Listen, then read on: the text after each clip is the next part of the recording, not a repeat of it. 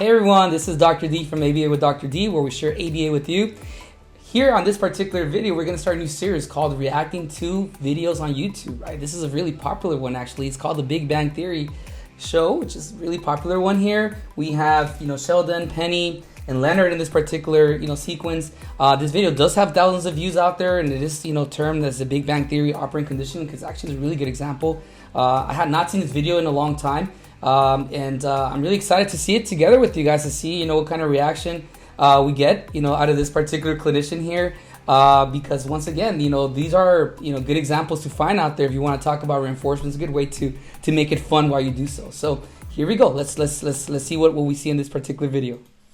Are you finished? Well, thank you. How thoughtful. Would you like a chocolate? Yeah, sure. Bam, example one right there. She asks, are you finished?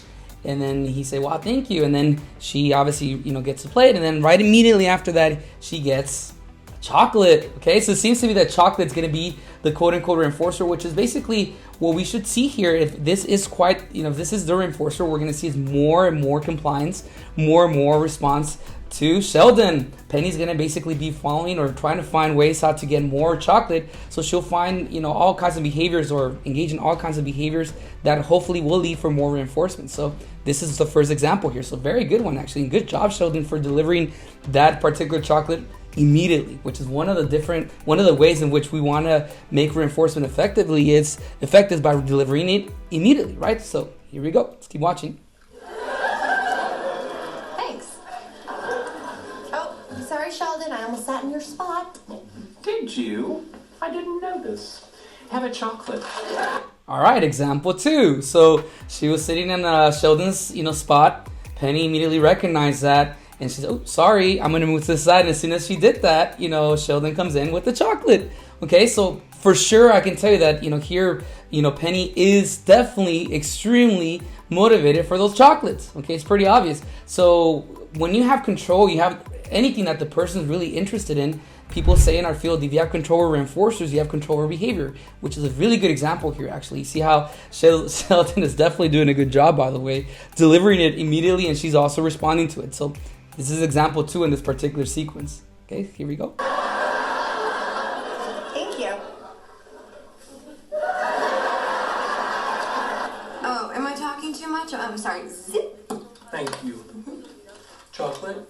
Yes, please. So there she was. I guess she was talking very loud, and immediately she's like, "Oh, I'm sorry." And then she did that. Sheldon comes in with boom, more chocolate. So for sure, chocolate it is. So very good example how Sheldon is definitely getting some really good stimulus control there, right? There's some really good stimulus control there. Here once again, it's all about consequences. When we talk about operant conditioning, is what happens after the behavior, right? As the behavior comes in contact with something that's really good, very valuable, we'll keep doing it, right? We're gonna keep basically finding ways how to keep, Sheldon, in a good mood, and Penny's gonna try to find ways how to get more chocolate. So it's working, right? And obviously Leonard doesn't. If you look at Leonard, he looks pretty, disturbed by the situation there, because I think he's gonna be able to attack very soon what's going on here.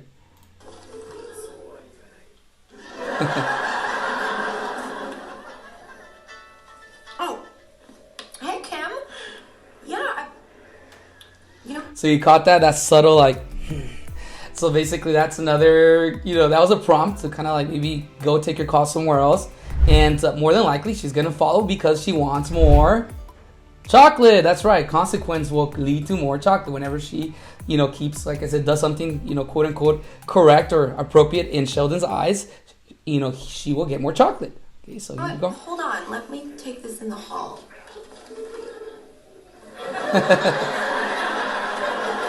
Some quiet praise right there. You'll never guess who they got trouble. And look at Leonard. He definitely is like, what are you doing to my girlfriend here? So let's keep watching. Okay. I know what you're doing. Really? Yes. You're using chocolates as positive reinforcement for what you consider correct behavior. There you go. Positive reinforcement for what you consider correct behavior. Okay, so he's definitely tackling or identifying here, what's going on, basically caught on to this whole aspect that, yes, we are indeed seeing some type of, reinforcement system being implemented here. Okay. Very good, Leonard. Very good. So he's also praising him. And Leonard does not, want or does not find any value in those chocolate and actually finds it aversive. Okay, because, he's kind of, I would say he's also messing around with his girlfriend in regards to like, doing all of this. But definitely this is a very good example, once again, of how for one person, for Penny, the chocolates were valuable. For Leonard, they're not. So really good to also make note of that. Sometimes people that say, oh yeah, the chocolates or reinforcers, yeah, chocolates is going to be for everybody. It's going to be reinforcement. But the reality here that for Leonard it was not. For Penny it is. Okay, so that happens. That's humans, right? We have different preferences. Sheldon, you can't train my girlfriend like a lab rat. Okay, so that right there is a comment that I want to talk to you guys about. So that's his perspective, right? It's Leonard's perspective, the whole comment on the lab rat. And the reality is that, he is missing the big point here. The fact that reinforcement, absolutely something that we see, in all different situations of life, right? Day to day. So they happen in very subtle manners, very natural manners. So in a way, he is incorrect about that.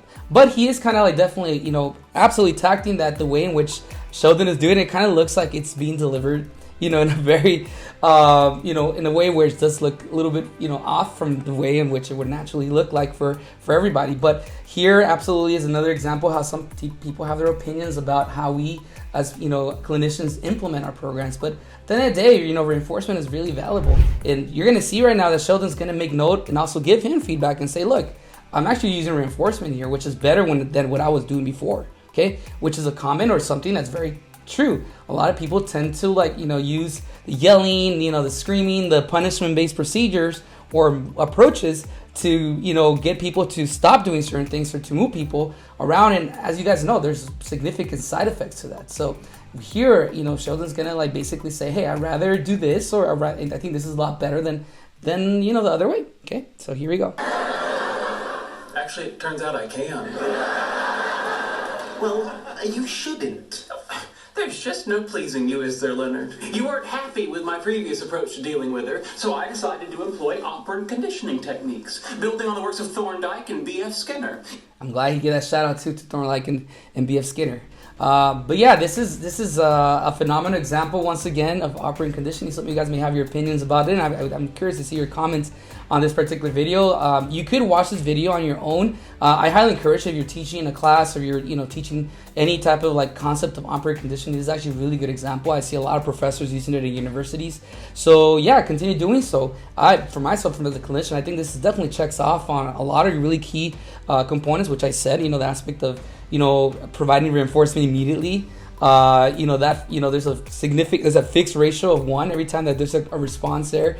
Boom, the Penny got a chocolate. There's stimulus control example there because basically, Penny did recognize that aspect that anytime that, she engaged in the appropriate behavior according to Sheldon, then she would get access to that. So, which is an example of having control reinforcers, you control behavior, okay, which is honestly a very important topic or theme when we're shaping behavior.